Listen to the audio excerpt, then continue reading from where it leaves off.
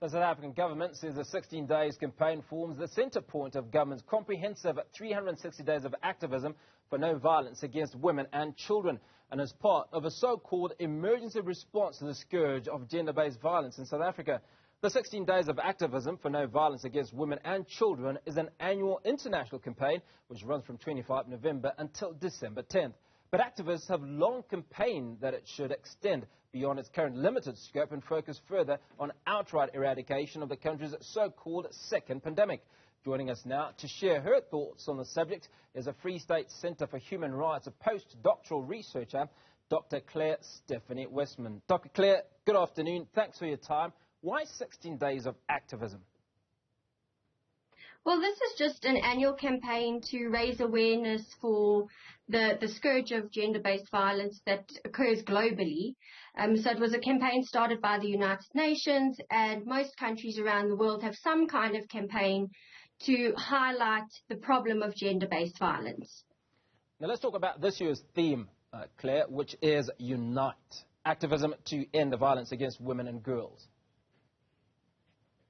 Yeah, I think this is such an important theme because, as we know, and as we've seen, we can't rely on the government and the criminal justice system alone to overcome gender-based violence. So this year's theme is Unite, in order to call on people to unite together to work towards ending violence against women and children, to support organizations that assist women and children against, in the goals to eradicate violence against women and children.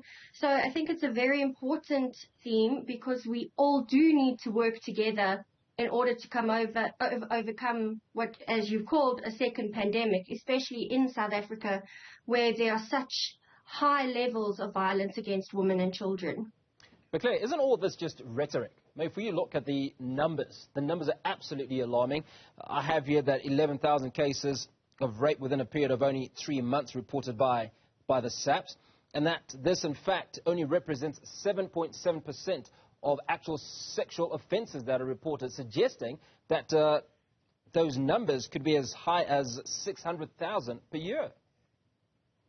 Yes, and actually even more alarming is the statistics that have just come out in the last week or so show that sexual offences have increased in the past 3 months, and we're looking at about 13,283 sexual offences in the months between July and September. So there is a huge problem of gender-based violence in South Africa, and unfortunately a lot of the government's campaign does appear to just be rhetoric and sort of political lip service, because we're not seeing those campaigns translating into actual remedies or actual policies and programs that work to eradicate this violence. Now, if my memory serves me right, President Cyril Ramaphosa, I think a year ago, said that GBV was a pandemic. Now, we've just come out of a pandemic. We realize the amount of work that government put into eradicating or dealing with COVID-19. Surely there should be a fair juxtaposition of both pandemics, right? Just what work is government doing or not doing to eradicate, which is the ultimate goal of GBV at these alarming stats?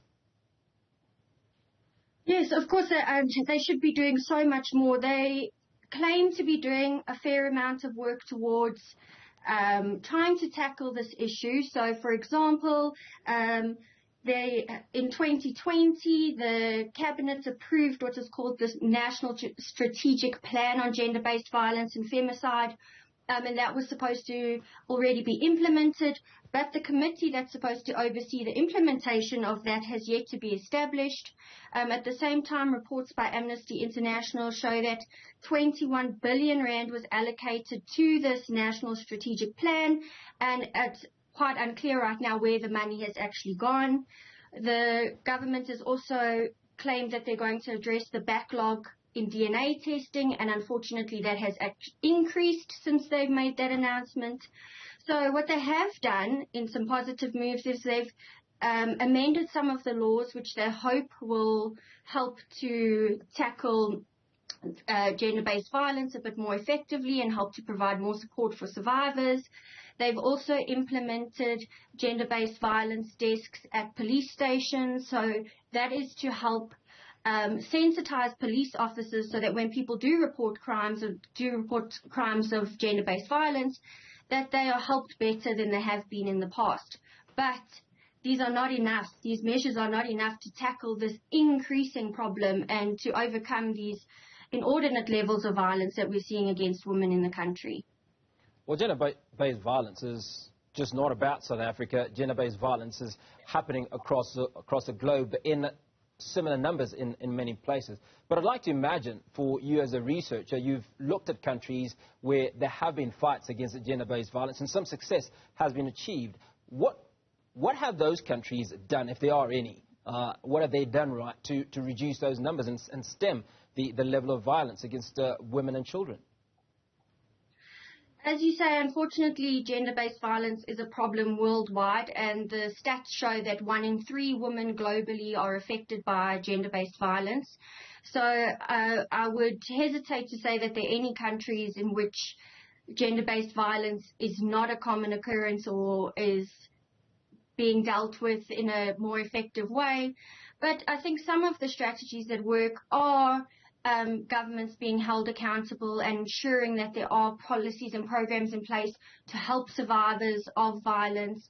And very importantly, though, is tackling the gendered ideologies and the gender hierarchies that are part of society that lead to gender-based violence. And I think that's so important, where this idea of uniting comes in, because as communities and as societies, we need to begin tackling gender-based violence by addressing those gendered hierarchies and those gendered ideologies that lead to toxic masculinity, that lead to gender-based violence being seen as a way to control women and a way to exert power.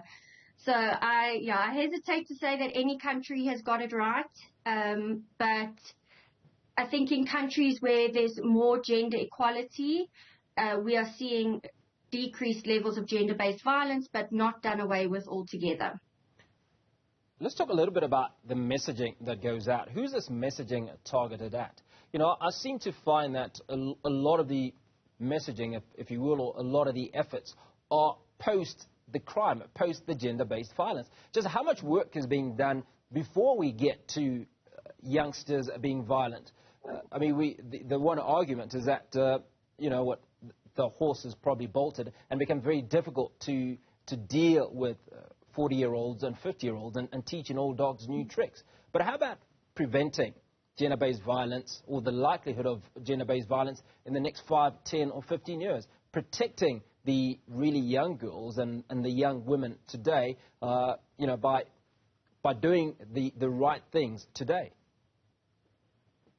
Yeah, I think that's definitely somewhere that needs a lot of attention and a lot of focus, is educating the younger generation.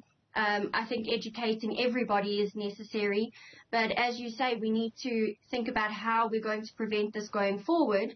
And so I know some organizations do great work where they go into communities and they do outreach programs and they try to address the youth and to talk to them about myths around rape, about gendered hierarchies, about sort of gender identities and how all of that plays into gender-based violence in order to create more equality and to create ideas around equality.